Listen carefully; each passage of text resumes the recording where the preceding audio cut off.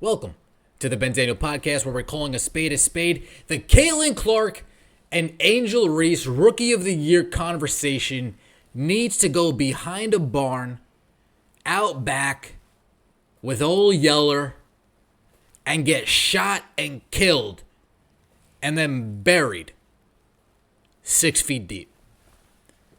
This conversation is dead, folks. Yet continuously, fist in the air, Angel Reese, and I don't care. Unfortunately, the conversation has shifted into a co-Rookie of the Year race. That's what we're doing. Co-Rookie of the Year race.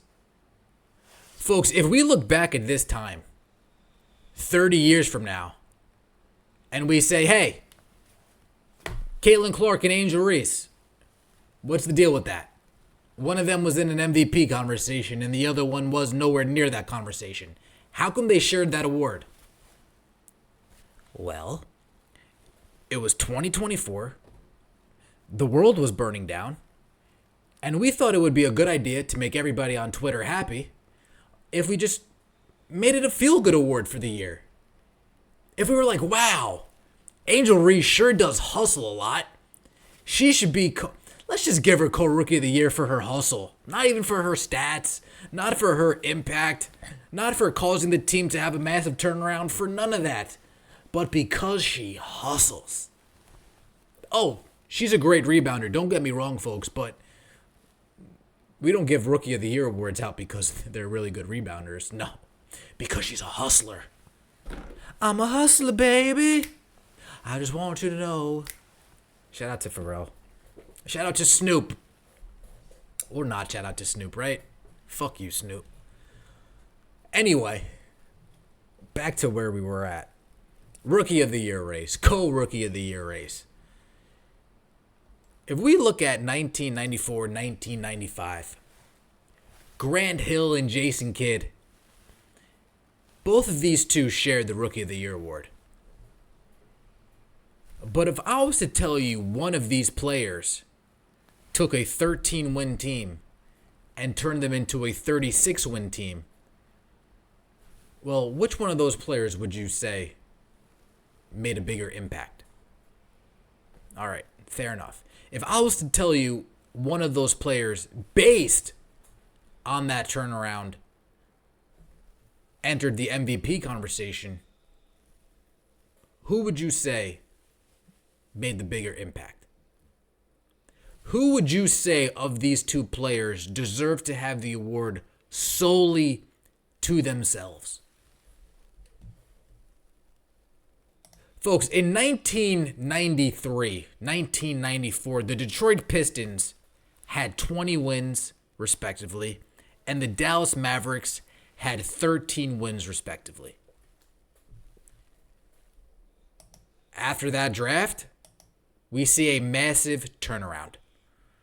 Well, not for the Detroit Pistons. They only get 8 wins better. But those Dallas Mavericks went from 13 wins to 36 wins.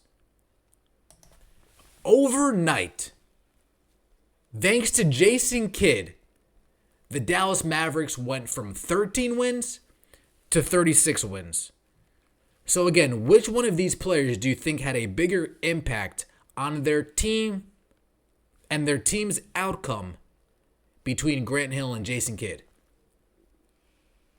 Now tell me, why did they share the Rookie of the Year award?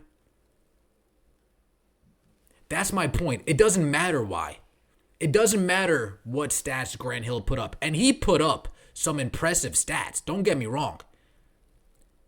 20 points, 5 assists, 6.5 rebounds, nearly 2 steals as a rookie. Impressive stats. Don't get me wrong. He was even an all-star. But when we look at Jason Kidd's stats, and we see nearly 12 points, nearly 2 assists, nearly 2 steals, 8 assists, nearly 6 rebounds, almost 2 steals a game as well. Well, now we can see that both of them had solid statistic seasons for their respective positions, just like Kayden Clark is, and just like Angel Reese is. However, clearly, only one of them caused a big enough turnaround to where the team went from 13 wins to 36 wins. Where the team was a laughingstock to actually looking for a playoff berth. It's very coincidental and convenient that the Dallas Mavericks had 13 wins the year before Jason Kidd got there, just like the Indiana Fever had 13 wins before Kayden Clark got there. Folks, we're only 26 games into the season, and Kayden Clark is only 2 wins away from surpassing what the Indiana Fever did last year. She left the Rookie of the Year race behind her. She's already crossed the finish line. She's no longer racing. She's done running. She's parked the car in the paddock. She's already parked behind that first place cone. She is currently Max Verstappen 2023, Lewis Hamilton 24. He is on a heater. Kayden Clark's put it in the bag, folks. Put it in. Michael Schumacher, it's over. Jordan in the final, it's finished. This Rookie of the Year race is done with. Angel Reese is having a solid season. 13 points, nearly 12 boards. But when it comes to actual impact, it's not there. So we can play patty cake and play participation and make everybody feel good. Oprah Winfrey, you get a prize, you get a prize, you get a trophy. Why don't we give Cameron Brink a trophy because she's recovering from her ACL injury so well? Why don't we give Nika Mule a trophy because she's the best dressed rookie of the league? Nika Mule, Rookie of the Year for you. You're the best dressed rookie. Killing it, girl. No. No. This is a one-person award. This year, at least. And it's Kayden Clark. No matter how that season was in 1994 and 1995, folks, right? I'm going to give you the benefit of the doubt. Maybe they had it wrong then, right? Maybe they had it wrong then. I'll give you the benefit of the doubt. But if blind test,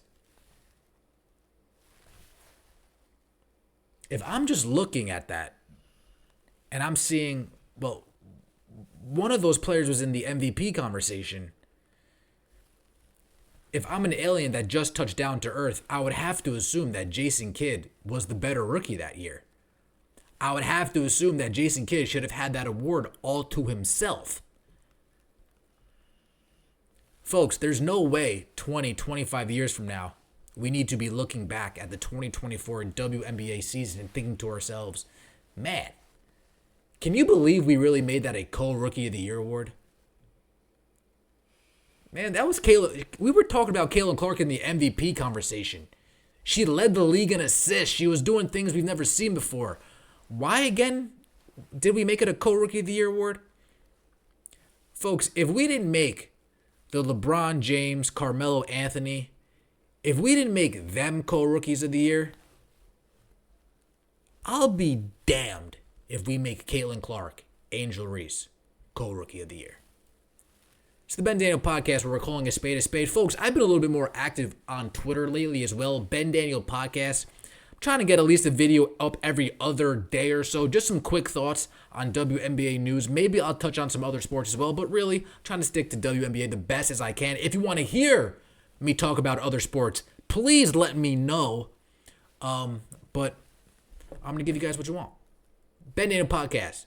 Appreciate all the support. Appreciate all the love. Thank you guys so much. Hope we all have a solid Saturday. Hope you guys stay safe out there. Enjoy your weekend. Barbecue, grill. Enjoy your beverages. Not too many. Take it easy.